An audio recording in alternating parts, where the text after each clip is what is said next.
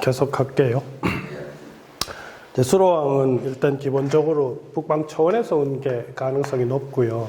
지금 그 다음에 이제 화왕호가 실제로 이제 인도에서 왔느냐 하는 문제인데, 아까 처음에도 말했지만 기본적으로 고대 사회는 국제사로 봐야 된다는 게 제 관점이거든요. 국제사로 보고 이주사로 봐야 돼요.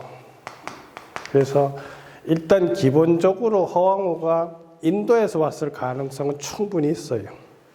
충분히 있는 게 이미 기원 전후해서는 사실은 인도 함대들이 동남아시아 해가지고 상해까지 왔다 갔다 한 그런 무역로가 다 지금 확인이 되거든요.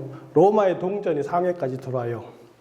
그래서 충분히 그 이주할 수 있는 여건이 됐고, 특히 뭐 제일 중요한 게 뭐냐 하면, 한 가지는 뭐 화왕국설화에서 파사석탑 얘기 나오잖아요. 파사석 얘기가 나오는데 파사석이 인도 남부에서 많이 난다고 해요. 실제로 파사석이. 그 다음에 한 가지는 우리가 자주 얘기했던 듯이 지금 가야하고 신라 언어 중에 드라비다어가 굉장히 많이 있거든요. 이게 심지어는 1800단어가 지금 같다고 주장하는 학자도 있고 400의 단어가 같다고 주장하는 단어도 있는데, 어쨌든 일상에 쓰는 기본 언어들은 지금도 드라비다에 가서 말하면 엄마, 나, 너, 이리 와, 뭐 이런 거, 나라 이런 것들이 지금도 그대로 쓰고 있을 정도로 비슷하거든요. 그런 거를 보면 분명히 한반도 남부에 인도에서 온 사람들이 많이 거주한 것은 사실이기 때문에, 근데 넓게 봐서 화왕호 세력이 해상도들을 통해서 이 동북아시아로 다니던 무역상하고 연결을 해서 해석할 수 있는 여지는 분명히 있어요. 근데 지금 제가 자료들을 학자들의 자료들을 가져와 보면 아니라고 생각하는 사람들도 좀 제법 많은데 왜 그러냐 하면, 지금 우리가 아는 아요디아, 이 겐지스 강 상류에 있는 아요디아라고 하는 지역하고 수로왕하고 화왕하고 연결시킨 게 이종기라고 하시는 아동문학가가 제일 먼저 연결을 시켰거든요. 근데 이걸 연결을 시킬 때 가장 중요한 단서로 뭐를 했냐면 쌍어문을 했어요. 수로왕 남릉문에 가면 탑이 있고 물고기 2마리가 있고 여기 뭐 활이 있고 뭐 이런 게 있어요. 탑이 있고 여기 쌍어문이 있는데 이걸 모티브로 해가지고 연결을 시켰어요. 근데 이제 지금 부정하는 사람들은 논리가 뭐냐 하면 조선 고려 후기부터 영정조 때까지는 실제로 수로왕릉 주변은 황폐했었다는 거예요. 건물 자체가 없었다는 거예요. 고려 초기까지는 있었는데 없었다가 정조 때나 돼가지고 안양각하고 남릉문하고 새로 건축을 했다는 거예요. 그러면 있었던 걸 부시고 건축을 하면 앞에 있었던 디자인을 이렇게 그릴 수가 있는데, 어쨌든 현재로 봐서는 새로 건물을 지을 때 남릉문에 쌍어문이 들어왔기 때문에 이걸 모티브로 해서 아요디아하고 연결시키는 건 문제다, 이렇게 이제 반론을 제기를 하는 거예요. 그래도 그것도 사실은 뭐 학술적으로는 그렇게 말하는 게 합리적이고 논리적일 수는 있지만 또 전혀 배제할 수 없는 게 뭐냐 하면 쌍어문이 대체로 이 영남 지역에만 나와요. 근데 수로왕릉 말고 사찰에도 나오고 탑에도 나오고 하는 쌍어문들이 주로 영남 지역에만 나온다는 거죠. 그러면 그 이전에 어떤 형태로든 쌍어문 문화가 영남 지역에 전달돼서 작동되고 있었을 수도 있는 거죠. 이 가락국기의 이제 화왕호 내용인데요. 그러니까 안 읽고 오셨을 거니까 쭉 한번 보시면 48년 7월 27일 국안 등이 조회하면서 말씀하기를 대왕께서 하늘로부터 영험하게 내려오신 이래로 아직 좋은 배필을 얻지 못하였사오니 저희들 딸 중에서 좋은 사람을 뽑아서 대왕의 배필이 되도록 청하옵니다라고 하니까 왕이 말하기를 짐이 여기 온 것은 하늘의 명령이고 나에게 짝을 지어 왕으로 삼게 함도 또한 하늘의 명령이 있을 것이니 그대들은 염려하지 마라 했고, 신하에게 망상도에 가보라고 하니까 호련이 서남쪽에서 배가 왔는데 왕후가 산 바깥쪽 벌포 나루토의 배를 대고 육지로 올라와 높은 산 위에 쉬면서 입고 있던 비단 바지를 벗어서 패백으로 삼아서 산신령에게 바쳤다, 이런 내용이 있어요. 그러고 나서 이제 왕과 왕후가 침전에 드는데 이게 들어오기 전에 이제 천막으로 쳐놓은 침전에 들어서 왕후가 말하기를 저는 아유타국의 공주로서 성은 헛씨고 이름은 황옥이며 나이는 16살입니다. 이렇게 얘기하니까 그러면서 얘기하기를 본국에 있을 때인 금년 5월에 부왕과 왕후께서 말씀하시기를 아비아오메가 어젯밤 꿈에 하늘에 상제를 만났는데 상제께서 말씀하시기를 가락국 시조 수로는 하늘이 내려보내어 왕위가 앉게 됐으니 신령하고 성스러운 일 오직 그의 분일까 하노라. 그런데 그가 나라를 새로 다스리고 있으나 아직 배필을 정하지 못했으니 경들은 반드시 공주를 보내서 그의 배필을 삼게 하라 했다. 꿈을 깬 후에도 상제의 말씀이 오히려 그의 쟁쟁할 뿐이니 너는 여기서 우리와 작별하고 그곳으로 떠나라 해서 왔습니다 하고 하늘의 뜻으로 자기가 여기 왔다 이렇게 얘기를 하는 거죠. 여기서도 보면 허황후도 이제 샤먼이었다는 걸 알 수 있는 게 뭐냐 하면 기벌포에 내리자마자 자기 비단 바지를 벗어서 산신령한테 패백을 드리는 거로 봐서 일종의 그게 통과의례인데 무당들이 하는 샤먼들이 하는 의례로 봐서 허황후도 샤먼적인 의식이 강했던 여자라고 추정이 되죠. 이 아유타국은 다 아시다시피 현재 인도 우타르프라데시주의 야요디아시라고 있는데 여기가 지금 아유타국으로 지금 추정이 되거든요. 근데 이 기록은 잘 아시는 현장이 7세기 전반에 아유타국을 방문하고 쓴 대당 서역기가 있는데 그 책에 뭐라고 돼 있냐 하면 아유타국은 주위가 5천여리고 나라의 대도성은 둘레가 20여리이며 가람이 100여 군데나 되고 승려가 3,000명이다. 그의 성의 북쪽 겐지스 강가의 대가람에 아소카 왕이 세운 200여 척의 높이의 탑이 있으며 그 탑 옆에 과거 사불이 앉았던 자리와 수행했던 유적이 있다라고 기록하고 있다. 또 다른 자료도 보면 법편의 불국기나 해조가 쓴 왕후 천축기에도 아요디아라는 용어가 나온다는 거예요. 아요디아라는 용어가.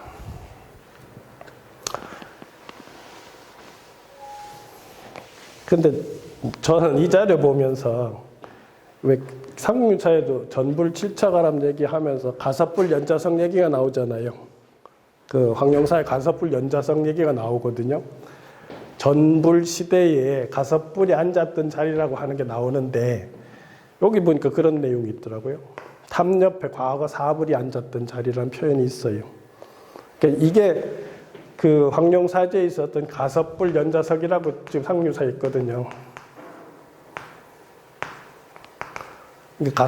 과거불인 가섭불이 수행하면서 앉았던 자리라는 내용이 있어요. 삼국유사에도. 근데 지금 여기도 보면 아쇼카 탑 옆에 자리가 과거 사불이 앉았던 자리라는 표현이 있는 걸 보면 제 말은 뭐냐 하면 이 모티브가 이렇게 넘어와서 가섭불 연자석을 만드는 모티브가 되지 않았을까 생각을 할 수 있다는 거예요. 그 내용상으로 봤을 때.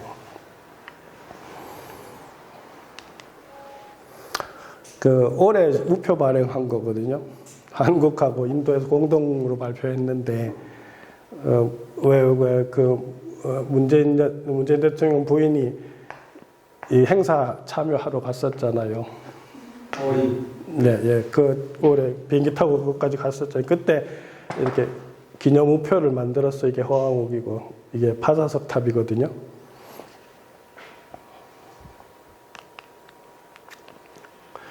이렇게 자료에 보면 아유타국이 기원전 6세기경에 인도에 큰 도시국가가 16개 있는데 그 중에서도 제일 큰 국가 중에 하나인 코살라국이었다는 거예요.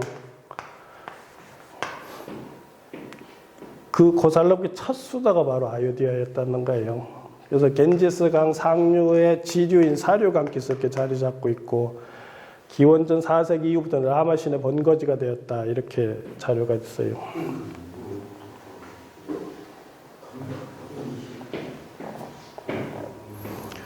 지금 여기 불교 사전에 보면 아유타라는 버머로 아요디아를 한자음으로 고친 게 아유타가 아닌가 이렇게 지금 써놨어요.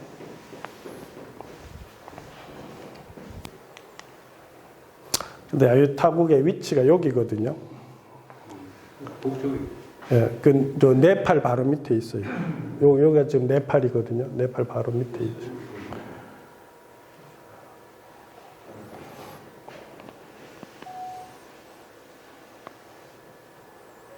그 인도 서사시에 보면 라마야나 이게 이대 서사시에 들어갈 그 라마야나라는 서사시가 있는데 그 라마는 지체 높은 태양 왕조 아유디아 다사라테 왕의 왕자로 태어났고 생전 연대는 알 수 없지만 기원전 4, 5세기쯤으로 알고 있는데 먼 옛날에 이렇게 이종기 선생이 가서 대화를 체록화를 한 거예요.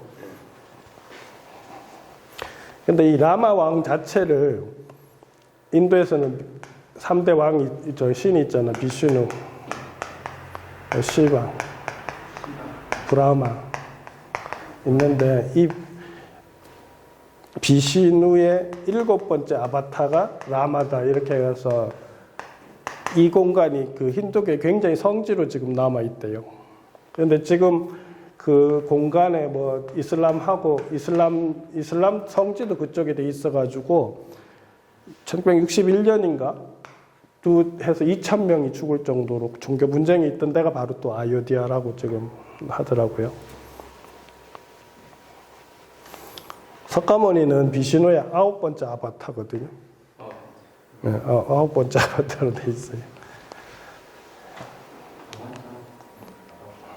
환생, 재현된 존재라는 거죠. 그러니까 이종기라고 하는 아동문학가가 제일 먼저 제기한 거예요. 아요디아하고 이제 제기를 했는데 이분은 아요디아에서 1차로 이동한 데가 태국의 아유타야라는 데라는 거예요. 여기서 김해로 왔다고 주장을 했어요. 이종기라고 하는 분이.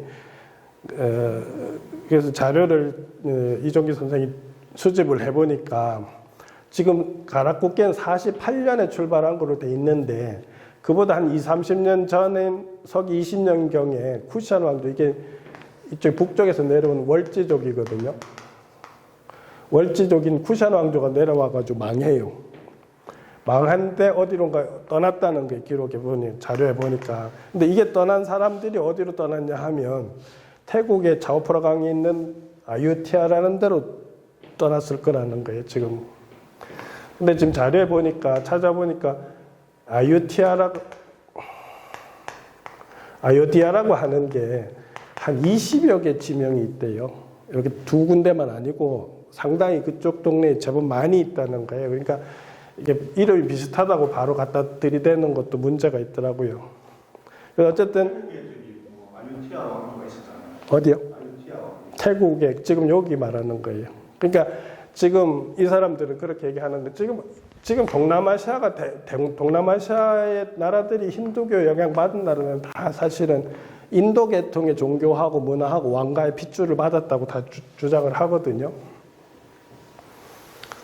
그러니까 그렇게 태국의 아유티아 왕가로 갔다가 이제 김해로 왔을 거라고 이종기 선생이 제일 먼저 제시를 했어요. 그래서 이 사람이 또 가서 인터뷰를 했어요. 위스콘신 대학에 있는 그 아요디아 사학자하고 대화를 했는데 1세기 초 아요디아 왕족의 일부가 태국으로 건너가서 그죠? 나라를 세웠다고 하고 지금은 아유티아라는 지명으로 남아 있고 그러므로 당시 왕녀의 이름이 귀국으로 건너갔다고 해도 조금 더 이상하지 않을 거라는 거. 여기서 또 갔다 해도 이상하지 않을 거라고 이렇게 인터뷰한 것도 자기 책에다가 써놨어요.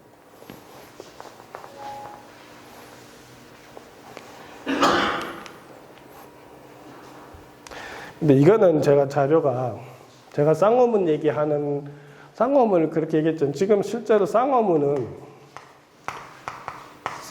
이야기는 실제로 제일 먼저가 메소포타미아에서 우루 지역에서 기원전 보통 한 4, 5천 년에 이미 벌써 생기거든요. 쌍어문이.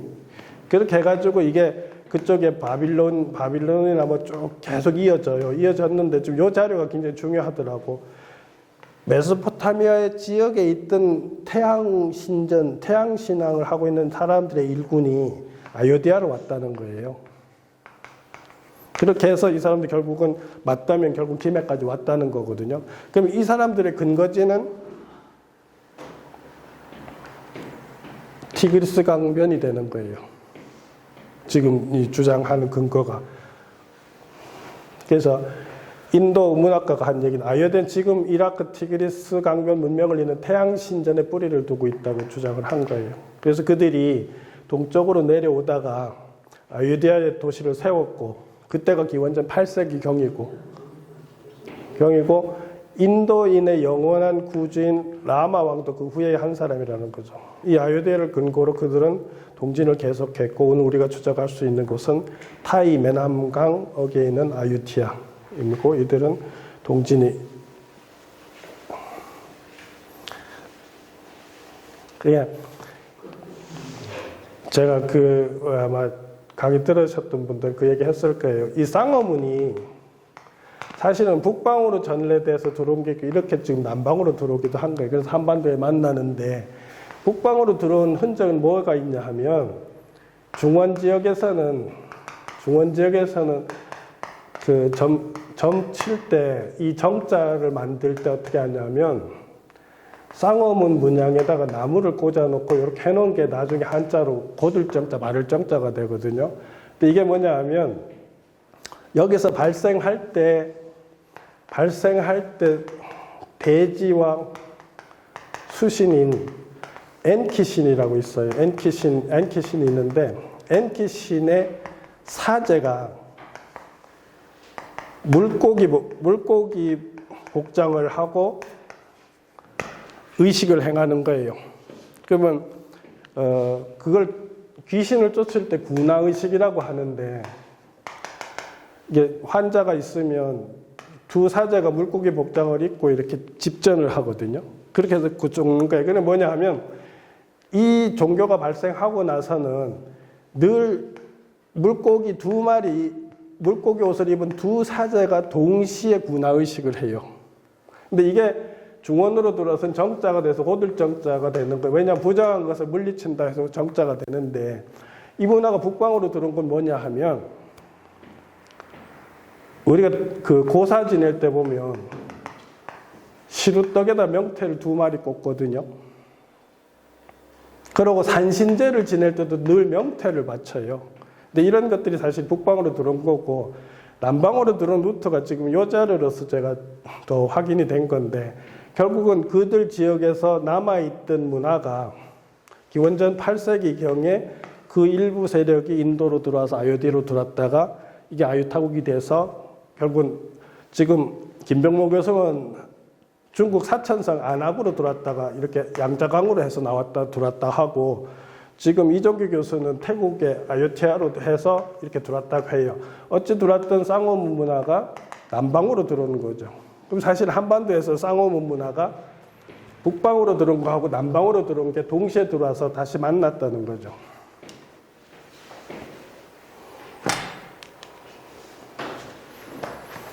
그래서 지금 이종기 교수가 아까도 처음에 말했지만 지금 쌍어문하고 아요디아 국학 문장하고 연결시켜서 답을 찾아 나간 거예요.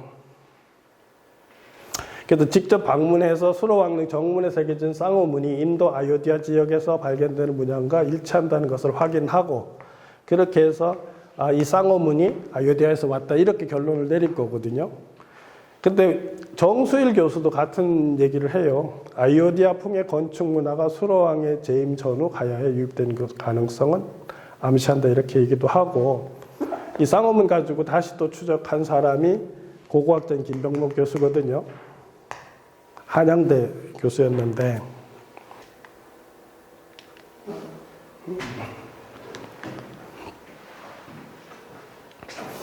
그러니까 이종기 선생이 이제 제일 먼저 그 남릉문 쌍어문하고 아유타국의 문장하고 연결시켜서 추적을 했는데 김병문 교수도 마찬가지로 연구를 하셨어요. 근데 이번에 다른 차이점은 뭐냐 하면 이분이 저기 책에서 쓰신 건 뭐냐 하면 그 기원전 한 70년 경에 아까 말한 월지족인 쿠샨 왕조가 들어와서 붕괴가 되고 이 사람들이 중국 사천성에 있는 안악으로 들어갔다는 거예요. 안악으로 들어가서 살았는데 안악의 현장에 가보니까 거기 허씨성들이 집성촌이 있더라는 거예요. 실제로 집성촌이 있고 또 보면 그 유물에 그쪽에 있는 유물들이 많이 청동기도 있고 벽돌도 있는데 다 쌍어문이 그렇게 많더라는 거예요.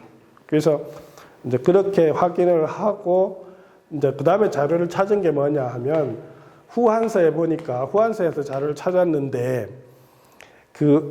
이 허씨성을 안악에서 허씨성을 살던 사람들이 후한 그 조정의 반기를 들었다가 실패를 하고는 양자간 중류인 무창이라는 데로 강제 이주를 당해요. 그 기록에 나오는 거예요. 그러니까 안악에 있던 허씨들이 후한 조정의 반기를 들었다 실패해서 양자강 중류 무창으로 강제 이주를 당했고 이 강제 이주를 당한 자료를 이제 찾았는데 김병호 교수는 양자강 중류에서 양자강을 빠져나와서 김해로 왔을 거라 이렇게 추정을 하는 거예요. 그러니까 루트가 지금 두 가지인 거예요. 지도를 보시면 지금 김병문 교수는 안악으로 들어갔다가 무창으로 갔다가 무창으로 갔다가 이렇게 바닷가로 해서 김해로 들어왔다는 거고 지금 이종기 교수는 이렇게 해가지고 태국으로 들렸다가 이렇게 나왔다 이런 식으로 두 가지 루트로 지금 들어왔다고 서로 주장을 하는 거예요. 쌍어는 고기 두 마리가 예, 쌍어는 뭐냐면 아까 자료가 빨리 지나갔는데 이걸 말하거든요. 여기 보면 탑이 있고 물고기가 있잖아요. 이게 물고기가 두 개니까 쌍어인데 이 디자인은 늘 물고기 두 마리가 함께 다녀요. 이 디자인에서 보면 지금 여기서 보면 탑을 중심으로 있잖아요. 근데 이게 이제 메소포타미아 지역에서는 산을 중심으로 물고기가 이렇게 그려지거든요. 엔키 신이 이렇게 서 있으면 엔키 신의 어깨에서 물고기가 나오는 거예요. 이게 중국 서안으로 들어오면 사람 얼굴이 있고 물고기 두 마리가 이렇게 양쪽으로 있는 걸로 디자인이 바뀌어요. 이런 식으로 해서 이쪽 북방으로 들어오는 게 있는데 어쨌든 이렇게 쌍어로 돼 있어요. 이 쌍어하고 아유디아 문장이 바로 이렇게 돼 있거든요. 이 쌍어문. 태양을 중심으로 이렇게 쌍어가 있어요. 저쪽에도 있잖아요. 근데 성서에도 보면 피시 게이트라고 나와요. 바빌론 신전에 이게 피시 게이트라고 해가지고 이 쌍어문이 그 얘기가 나온다고.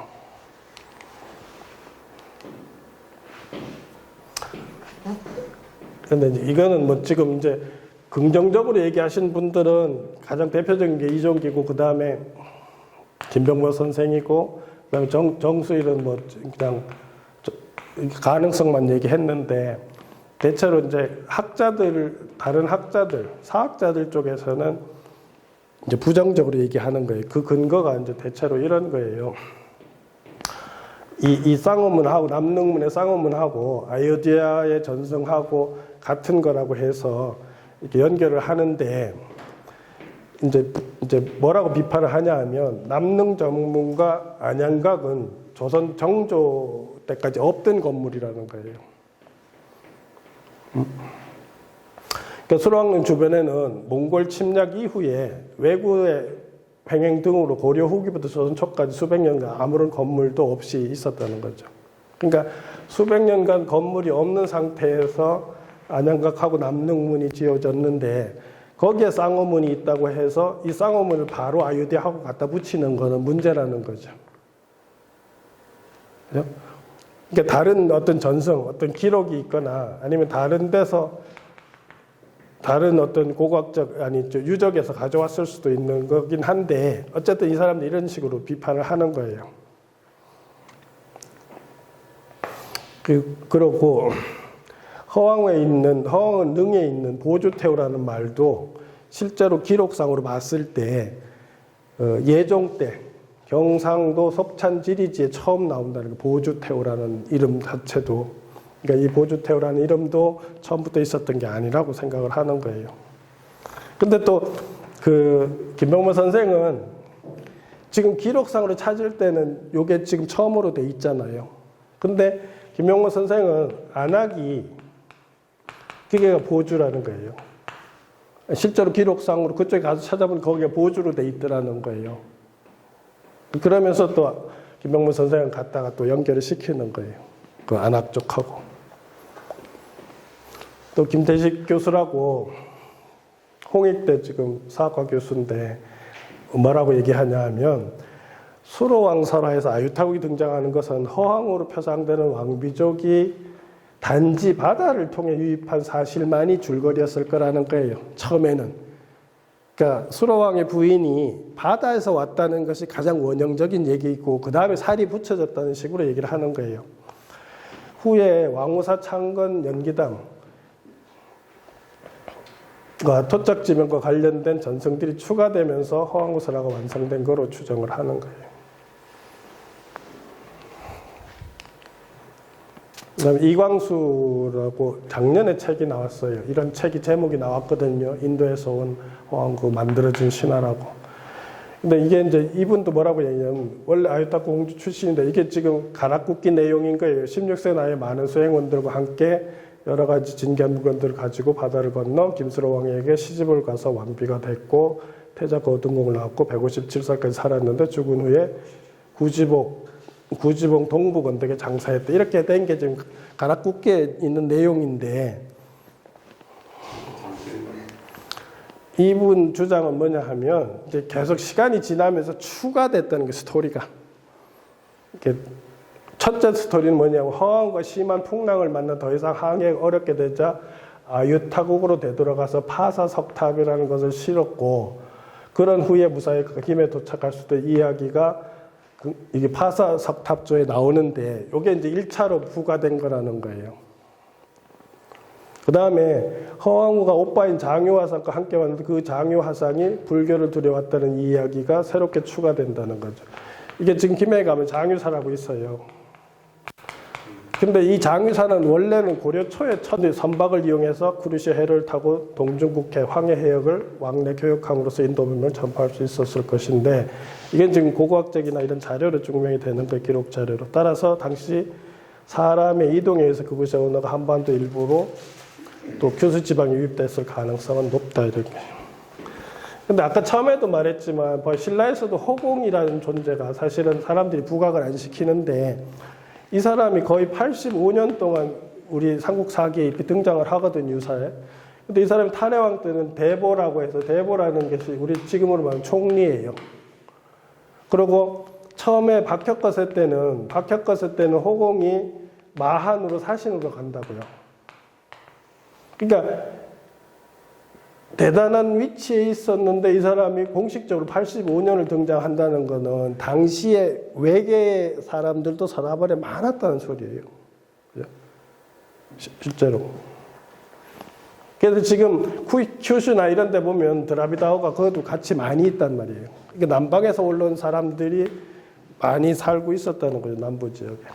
그래서 저렇게 크루셔 난류를 타고 배가 이동할 수 있는 자연적 조건이 상당히 좋았고 그렇게 해서 이동했고 이게 또 재밌는 자료예요. 요새는 유전학 자료가 고대사 복원하는데 많이 도움이 되는데 이건 2004년에 한림대하고 서울대 연구팀에서 조사를 한 거예요.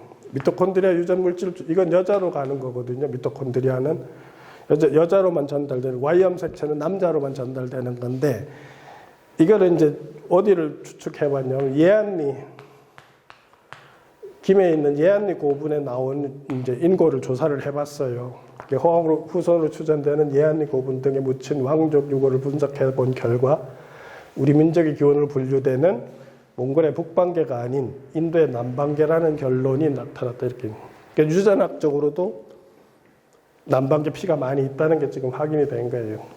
지금 보통 지금 의학자들이 추적해보면 북방계가 75%다 합쳐서 남방계가 한 25% 정도 피에 우리 피에 지금 섞여 있다고 추론을 하거든요. 그러니까 단일 민족 아닌가 거의 뭐 확실하죠. 그럼 신라만 해도 아까도 쭉 나열하면 이주민촌이잖아요. 네? 쭉 다위. 그러니까 결국은 허왕옥하고 수로왕의 결혼은 결국 북방에서 온 수로 세력하고 남방에서 온 해양 세력이 정략 결혼을 했을 수도 있는 거예요. 당시로 하면. 그렇게 해서 김해 금강가야를 창업했다고 볼 수 있는 거죠. 근데 지복유설이라는 조선 후기 자료에 보면 도굴 기사가 나와요. 그 수로왕릉이 도굴이 한 번 됐대요.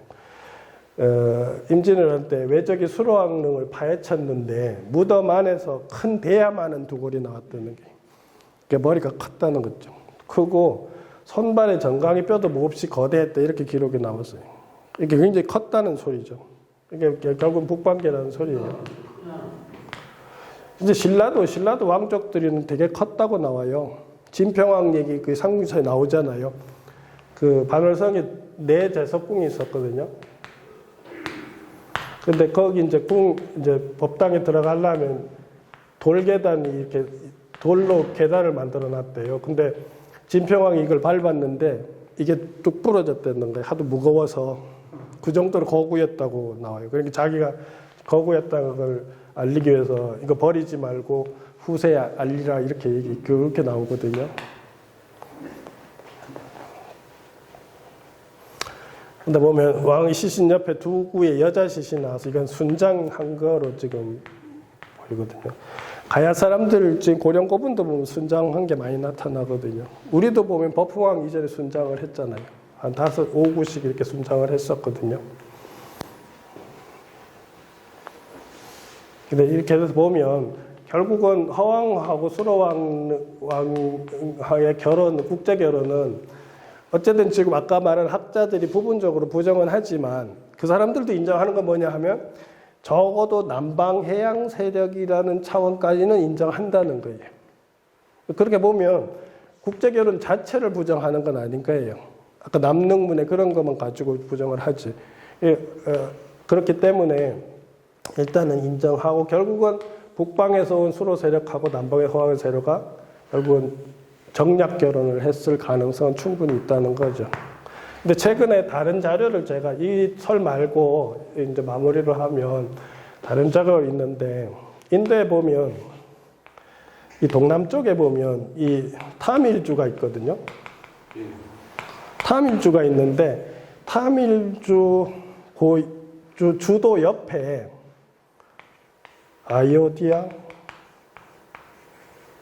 아요디아 무슨 두 글자는 기억이 안 나요. 이런 도시가 있대요. 있는데 여기에 파사석이 많이 난대요. 그리고 타밀하고 이렇게 결합시키면 차라리 이 남부에서 온 해양 세력일 수도 있다고 지금 추정하는 설도 나오는 거예요. 그러니까 대체적으로 보면 어쨌든 허왕우는 인도에서 왔을 거라는 것까지는 다 동의를 하고 쌍어문 문제나 이런 거로는 강론에 들어가서는 이제 부정하는 사람은 있지만 결혼 자체는 인정을 하는 거예요. 큰 틀에서. 그럼 그게 처음에서 말했지만 우리는 늘 초기 단계는 이주사거든요. 이주사고 국제사로 봐야 되는 관점에서 보면 북방계 수로왕과 인도에서 온 허왕우가 정략 결혼을 한 것이 이 정답일 가능성이 높다는 거죠. 예, 여기까지 할게요.